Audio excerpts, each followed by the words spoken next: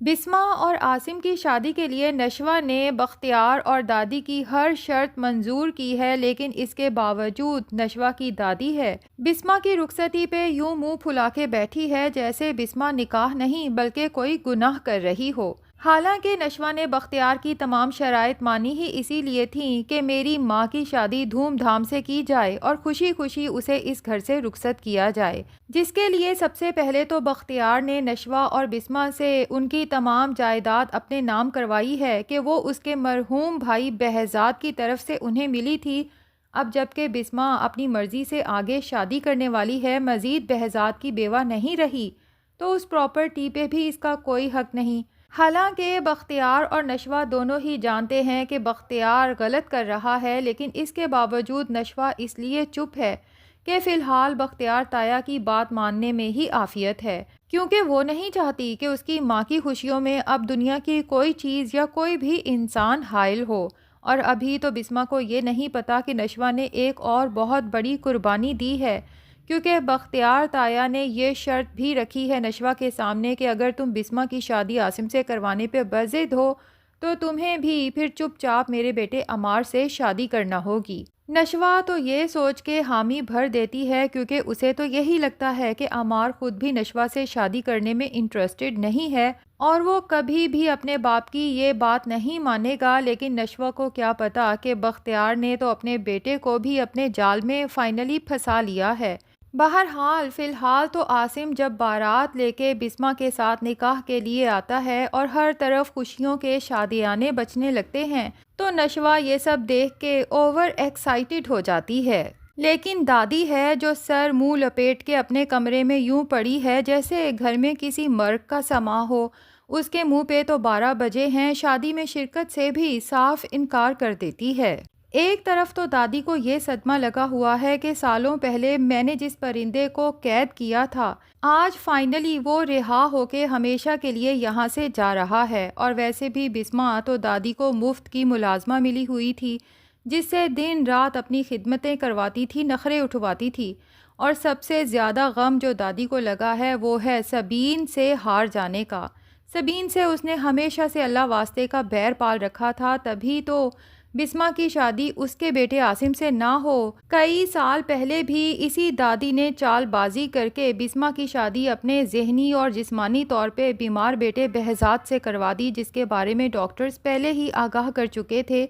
کہ اس کے پاس زیادہ دن نہیں ہے جینے کے لیے۔ اور بہزاد کی بری عادتوں کا تو ویسے ہی سارے خاندان کو پتہ تھا کہ نشہ وہ کرتا ہے، عورتوں کے ساتھ اس کے تعلقات ہیں، تو بہزاد کو بیٹی تو خاندان میں ویسے بھی کسی نے نہیں دینی تھی۔ بسمہ کے ماں باپ کی پتہ نہیں ایسی کون سی مجبوری تھی جو دادی کے ہاتھ میں تھی کہ جب دادی نے بسمہ کا رشتہ اپنے بیمار بیٹے کے لیے مانگا تو بسمہ کے پیرنٹس انکار کر ہی نہیں سکے۔ یوں آج سے 25 سال پہلے اس دادی نے بسمہ اور عاصم کی محبت کا قتل کچھ اس طرح سے کیا کہ زبردستی بسمہ کی شادی اپنے بیمار بیٹے سے محض اس لیے کر دی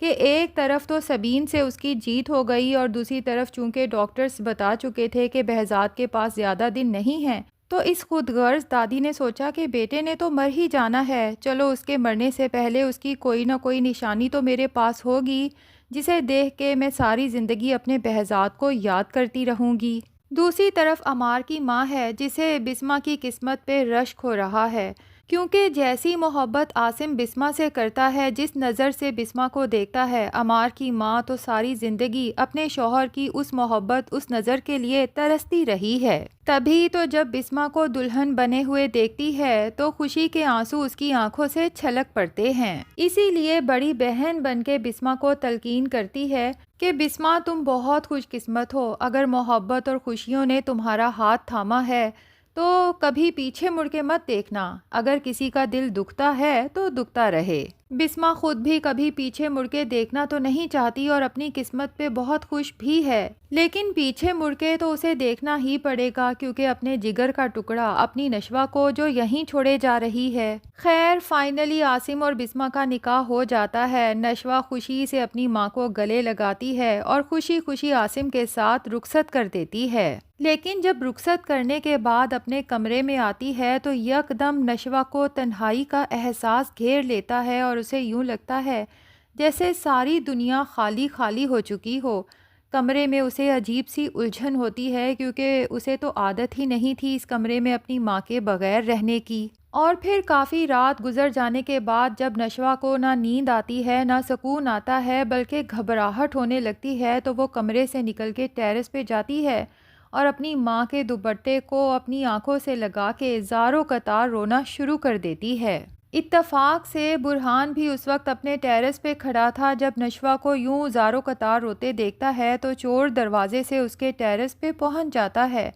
اور قریب جا کے اس کے آنسو صاف کرنے لگتا ہے کہ نشوہ گھبرا کے پیچھے ہو جاتی ہے۔ بہرحال برہان کہتا ہے کہ جس نشوہ کو میں جانتا ہوں اس کی ڈکشنری میں تو مایوسی اور رونا تھا ہی نہیں۔ نشوہ برہان سے کہتی ہے کہ مجھے خود بھی سمجھ نہیں آ رہا کہ یہ آنسو خود بخود میری آنکھوں سے آخر کیوں چھلک رہے ہیں۔ میں تو بہت خوش ہوں کہ میری ماں کو آخر اس کی محبت مل گئی، لیکن شاید ماں کے بغیر جینے کی عادت ہی نہیں، اسی لیے خالی پن ستا رہا ہے۔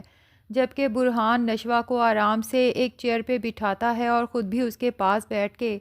بہت محبت سے اس کا ہاتھ تھام کے کہتا ہے کہ نشوہ تم اکیلی نہیں ہو اور نہ ہی خود کو کمزور سمجھو، بلکہ اب تو تم پہلے سے بھی زیادہ طاقتور بن چکی ہو کیونکہ اب ہم سب تمہارے ساتھ ہیں۔ دوسری طرف عاصم اور بسمہ جب حجلہ عروسی میں اکیلے ہوتے ہیں تو دونوں کو ہی اپنی قسمت پہ یقین نہیں آتا کہ ہمارا دیرینہ خواب، ہماری محبت آخرکار پوری ہو چکی ہے، اور عاصم بسمہ کو وہی کنگن پہناتا ہے جو آج سے 25 سال پہلے اس نے بسمہ کے لیے رکھے تھے، جو اس کی ماں نے خاص طور پہ بنوائے ہی اپنی بہو کے لیے تھے۔ جبکہ دوسری طرف بختیار، جس کے دماغ میں تو کچھ اور ہی پلاننگز چل رہی ہیں، اپنی ماں کے کمرے میں آتا ہے جب دیکھتا ہے کہ ماں کا حال بھی کچھ میرے ہی والا ہے۔ بسمہ کی شادی، بسمہ کی جیت نہ تو بختیار سے برداشت ہو رہی ہے نہ ہی اس کی ماں سے، اسی لیے ماں کے سر پہ محبت سے ہار پھیرتے ہوئے خود کلامی کرتے ہوئے کہتا ہے کہ بسمہ بیگم، تمہیں لگتا ہے کہ تمہاری جیت ہو گئی؟ جس دن ہم نے ہار مان لی اس دن سمجھو ہماری موت ہے، کیونکہ بختیار تو پہلے ہی نشوہ سے وعدہ لے چکا ہے کہ بسمہ اور عاصم کی شادی کے فوراً بعد تمہیں بھی عمار سے نکاح کرنا ہوگا، اور بختیار کو یہ بھی پتا ہے کہ بسمہ یہاں نہیں ہے تو نشوہ کو روکنے والا کون ہے، اور اپنا وعدہ تو نشوہ ہمیشہ پورا کرتی ہی ہے، جبکہ عمار کو بھی وہ اس شادی کے لیے کنونس کر چکا ہے کہ نشوہ سے شادی سے انکار کر کے تم خود اپنی زندگی میں بہت زیادہ مشکلات پیدا کرنے والے ہو، کیونکہ اگر تم نشوہ سے نکاح نہیں کرتے تو نشوہ برہان سے نکاح کرے گی، اور برہان وہی ہے جس کے پاس تمہارے جرموں کی فائل پڑی ہے۔ ماہین کا کیس میں نے پہلے تو اپنی سورسز لڑا کے دبا دیا تھا، لیکن جب نشوہ اور برہان ایک ہوں گے تو ظاہر ہے کہ اس کیس کو ری اوپن کرنے کے بارے میں سوچیں گے، اور اس کے بعد صرف تم ہی نہیں بلکہ تمہارا ساتھ دینے کے جرم میں مجھے بھی جیل کی سلاخوں کے پیچھے جانا پڑے گا۔ ہاں، اگر تم نشوہ سے نکاح کر لیتے ہو تو نشوہ کم سے کم اپنے شوہر کو تو جیل کی سلاخوں کے پیچھے جانے نہیں دے گی، اور اس کے علاوہ بختیار عمار سے یہ بھی کہتا ہے کہ تمہیں زندگی میں چاہیے ہی کیا، برانڈڈ کپڑے اور عیاشی، اس سب کے لیے جتنا پیسہ تمہارے دماغ میں ہے میں اس سے 3 گنا زیادہ دینے کو تیار ہوں اگر تم نشوہ سے چپ چاپ نکاح کے لیے راضی ہو جاتے ہو۔ تو عمار، جو نشوہ سے شدید نفرت کرتا تھا اور دعا کرتا تھا کہ جلد سے جلد یہ اس گھر سے چلی جائے، کیونکہ اس کا فادر ہمیشہ نشوہ سے اس کا کمپیریزن کر کے احساس دلاتا رہتا تھا کہ نشوہ کہاں سے کہاں پہنچ گئی اور تم ابھی تک وہیں کے وہیں ہو۔ تو ناظرین، اب دیکھنا یہ ہے کہ کیا نشوہ اور عمار کا نکاح کرانے میں بختیار کی سازش کامیاب ہو جائے گی، یا پھر برہان بروقت پہنچ کے نشوہ کی زندگی برباد ہونے سے بچا لے گا؟ آپ کا اس کے بارے میں کیا خیال ہے ناظرین؟ کیونکہ بختیار نے کئی سال پہلے بسمہ کی زندگی بھی تو ایسے ہی تباہ کی تھی، تو ہو سکتا ہے اس دفعہ بھی اس کا پلان کامیاب ہو جائے۔ کمنٹ سیکشن میں آپ نے اپنی رائے کا اظہار ضرور کرنا ہے۔ ویڈیو پسند آئی ہے تو لائک اور چینل کو سبسکرائب بھی ضرور کر دیں۔